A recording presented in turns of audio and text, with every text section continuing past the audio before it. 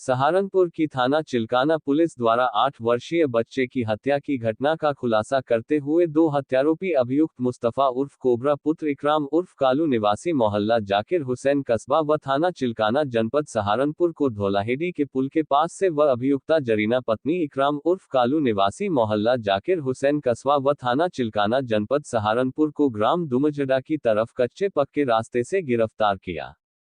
गिरफ्तार अभियुक्त ने बताया कि मृतक बच्चे की मां से बदला लेने के लिए उन्होंने इस घटना को अंजाम दिया है। मामले का खुलासा आज एसपी सिटी व्योम बिंदल ने प्रेस वार्ता के दौरान किया। 2 दिन बाद बच्चे का शव भेड़ क्षेत्र से प्राप्त हुआ। जब चिल्काना पुलिस को यह सूचना मिली तो उसने उस बच्चे के जिनका हमारे पास गुमशुदगी जिसके हमारे पास जो है रिपोर्ट दर्ज थी, उसके परिवारजनों के साथ जाकर उस बच्चे को वेरीफाई किया तो ये बच्चा वही था जो चिल्काना क्षेत्र से जो गुम हुआ था। इसके बाद इसके अभियुक्तों को पकड़ा गया, मुखबिर की सूचना के आधार पर उनको पकड़ा गया और उनसे पूछताछ की गई। तो इसमें 2 अभियुक्त जो है वो सामने निकल कर आए, जिनमें से एक का नाम है मुस्तफा उर्फ कोबरा पुत्र इकराम और दूसरा है जरीना पुत्री इकराम। ये चिल्काना क्षेत्र के निवासी है। इनफैक्ट ये जहाँ जो बच्चा जिस घर में रहता था उसके पास ही इनका जो है आवास है और ये दोनों इस घटना में इन्वॉल्व थे। इन्होंने इस बात को कबूला भी है।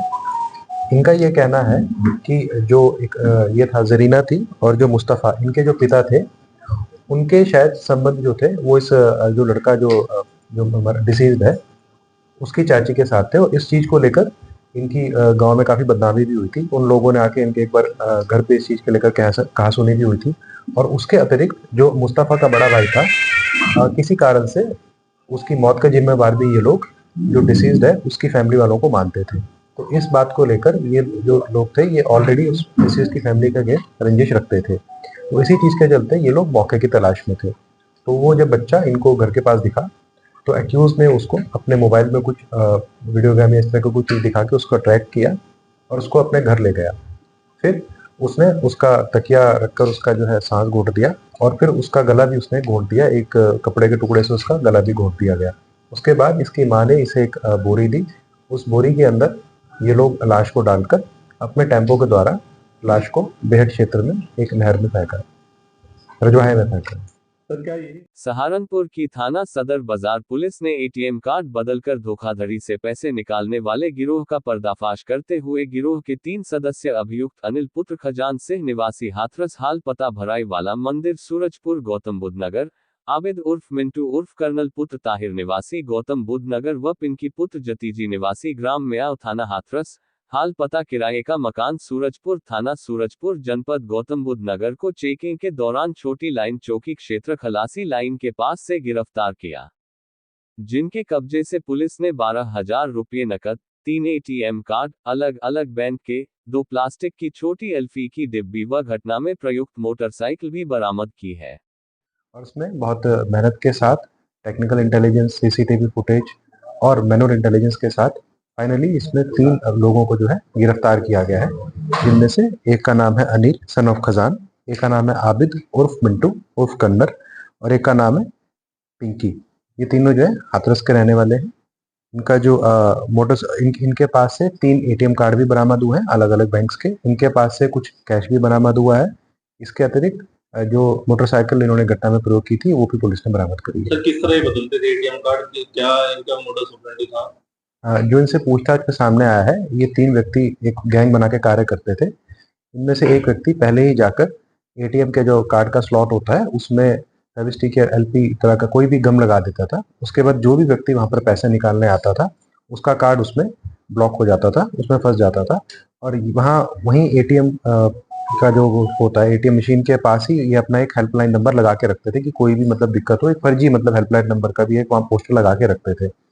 तो कार्ड ब्लॉक होने के बाद, कार्ड उसमें फंसने के बाद वो व्यक्ति उस नंबर पे कांटेक्ट करता था और वो नंबर इन्हीं में से एक किसी व्यक्ति के पास जाता था। इनफैक्ट वो जो नंबर है अनिल के पास जाता था। फिर वो उससे बात करके बोलता था कि ठीक है, हम आपका कार्ड निकालने की कोशिश कर रहे हैं, आप उसमें अपना पिन कार्ड डाल दीजिए। इसी बीच इनका एक और साथी जो वहीं पर एटीएम के अंदर मौजूद रहता था वो उस व्यक्ति को पिन डालते हुए देख लेता था। उसके बाद किसी बहाने से इनका एक व्यक्ति उसको बाहर ले जाता था और वो व्यक्ति फटाफट से उस कार्ड को वहां से एक बेल्ट की पिन के थ्रू उस कार्ड को निकाल लेता था एटीएम स्लॉट से और फिर उस कार्ड को लेकर ये चला जाता था और उसके बाद पिन का इस्तेमाल करके उससे पैसे विड्रॉ करते थे। और यदि पैसे विड्रॉ करने की लिमिट खत्म हो गई है तो फिर ये लोग ऑनलाइन उससे स्वैपिंग करके भी शॉपिंग करते हैं। सर मास्टरमाइंड इसका कौन है? सहारनपुर में आज आगामी 6 जून को ईद उल अजहा को देखते हुए पार्षद और कार्यकारिणी सदस्य मंसूर बदर ने सफाई, पानी, सड़क, स्ट्रीट लाइट का काम जोरों पर करवाया शुरू। आनंद नगर नाला पटरी सड़क की मरम्मत स्मार्ट सिटी से हुई शुरू। प्राथमिक पाठशाला खाकरोबान के बाहर का मिनी ट्यूबवेल का भी काम हुआ शुरू। बूढ़ी माई से मछुआरों के मोहल्ला होकर अंसारी चौक तक के दोनों ओर के कवर नालों की सफाई हुई शुरू। भैया बाग, सराय शाहजी की बंद सीवर लाइनें खुलनी हुई शुरू। खराब सीवर के ढक्कन बदलने का काम भी हुआ। स्थानीय लोगों ने पार्षद मंसूर बदर का शुक्रिया अदा किया। हम लोग आनंद नगर जो नाला पटरी है उसके बराबर में है। अभी निकले हुए ये रोड कितना खराब था। 6 जून को ईद उल अजहा है और ये स्मार्ट सिटी ने रोड बनाया था। जगह जगह इसमें गड्ढे हो गए और चलना लोगों को मुश्किल था। ई रिक्शा और स्कूटर पलट रहे थे। मेरी नगर मेयर साहब से बात हुई और स्मार्ट सिटी ने इसी रोड का काम आज स्टार्ट कर दिया है। देखिए काम चालू हो गया है।